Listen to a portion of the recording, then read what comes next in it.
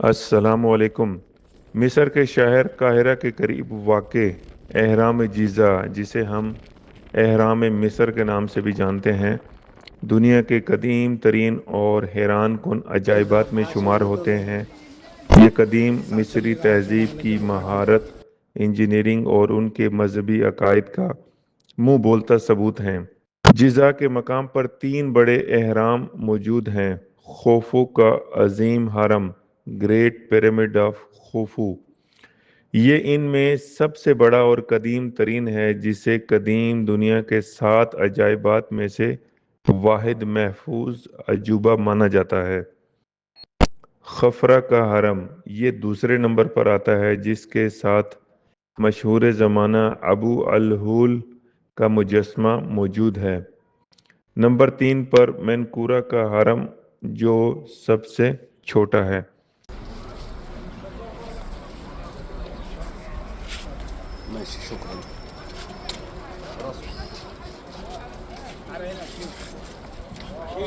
ان کی تعمیر میں لاکھوں ٹن وزنی پتھر استعمال کیے گئے ہیں، جنہیں اس دور کی ٹیکنالوجی کے مطابق ایک دوسرے کے اوپر اتنی مہارت سے رکھا گیا ہے کہ آج بھی سائنسدان حیران ہیں۔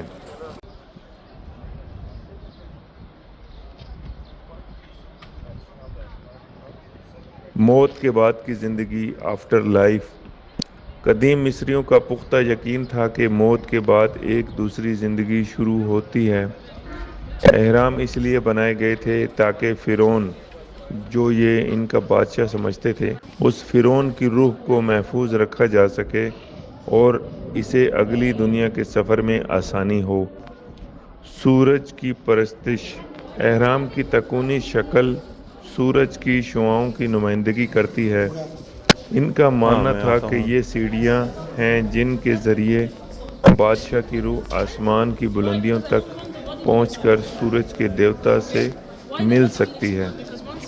لاشوں کی حنوط سازی، ممیفیکیشن، بادشاہ کے جسم کو محفوظ رکھنے کے لیے اسے ممی بنایا جاتا تھا اور اہرام کے اندرونی حصوں میں ان کے زیورات، کھانے پینے کی اشیاء اور دیگر قیمتی سامان کے ساتھ رکھا جاتا تھا، کیونکہ ان کا خیال تھا کہ وہ ان چیزوں کو اگلی زندگی میں استعمال کریں گے۔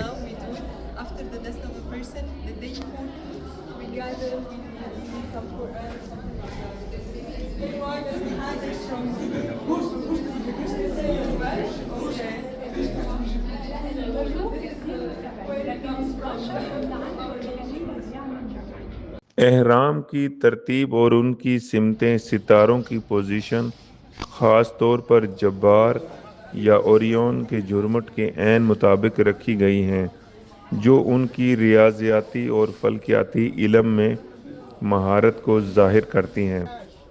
ان کی تعمیر میں زیادہ تر چونے کے پتھر، لائم سٹون اور گرینائٹ کا استعمال کیا گیا ہے۔ شروع میں ان کی بیرونی سطح چمکدار سفید پتھر سے ڈھکی ہوئی تھی جو سورج کی روشنی میں چمکتی تھی۔ حالیہ تحقیق سے معلوم ہوا ہے کہ یہ اہرام غلاموں نے نہیں بلکہ ماہر مزدوروں نے بنائے تھے، جنہیں ان کی خدمات کے عوض اجرت دی جاتی تھی۔ یہ جی اندر جانے کا خفیہ راستہ ہے۔ یہاں پر آنے کے بعد آپ کو ایسے لگتا ہے کہ سب کچھ بند ہے، تو اس کا خفیہ راستہ ہے۔ اس نے کہا ہے کہ 2 رائٹ ٹرنز دین لیفٹ، تو یہ اندر سے ایک راستہ بنایا ہوا ہے۔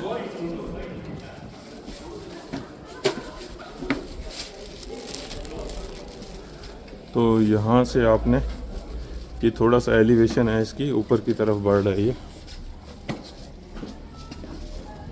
اور یہ بھی کوئی ان کی سیپریٹ خفیہ انٹرنس ہے۔ ادھر بھی، ادھر بھی، یہ ابھی بند کیا ہوا ہے اس کو۔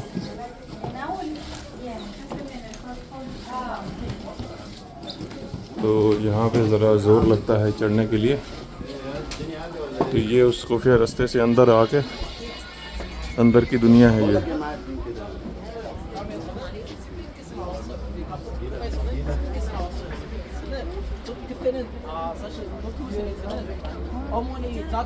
تو یہ راستہ ہے، پھر اس کے تھرو اور آگے جانا ہے.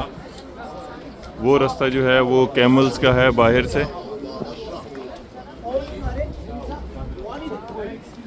یہ ٹورسٹ آئے ہوئے ہیں بہت سارے کنٹریز کے. ہم نے سعودی عرب سے جاتے ہوئے صرف اور صرف ایئر لائن کی ٹکٹس بک کی تھیں اور ہوٹل کی ریزرویشن تھی ہمارے پاس، اور ہمارے پاس جو پاسپورٹ تھے، آئی ڈی کارڈ تھے ہمارے اپنے کنٹری کے اور اس سعودی عرب کی کنٹری کے، سب کی ویلیڈیٹی آلموسٹ 3 منتھ سے زیادہ تھی.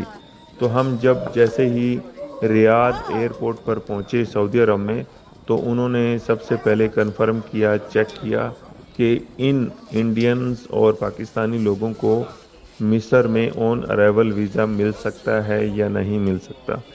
تو ان لوگوں نے جب کنفرم کیا تھا تو ہمیں یہاں سے فلائٹ میں بیٹھنے کی پرمیشن دے دی گئی، اور جیسے ہی ہم لوگ مصر پہنچے تو وہاں پر جا کر ہم نے ویزا پرچیز کیا اور وہاں پر ہی اپنے پاسپورٹ پر سٹیمپ کیا. اس کی جو مکمل ویڈیو ہے وہ الگ سے میری اسی پروفائل پر موجود ہے، آپ وہاں پر جا کر دیکھ سکتے ہیں.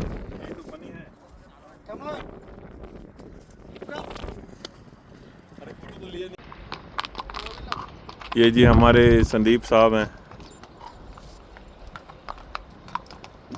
اور انہوں نے ہارس رائڈنگ بک کی تھی. یہ آفتاب صاحب ہیں، ان کا 360 بنا رہے ہیں.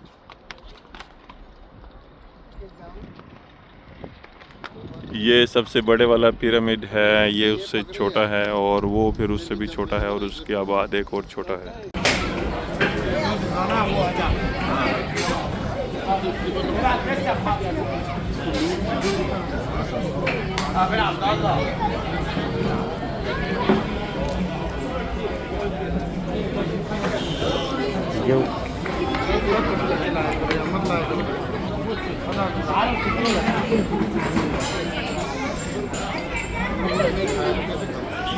ایسے ہے نا پینورما، یہ پورٹریٹ ٹھیک ہے نا، یہ بھی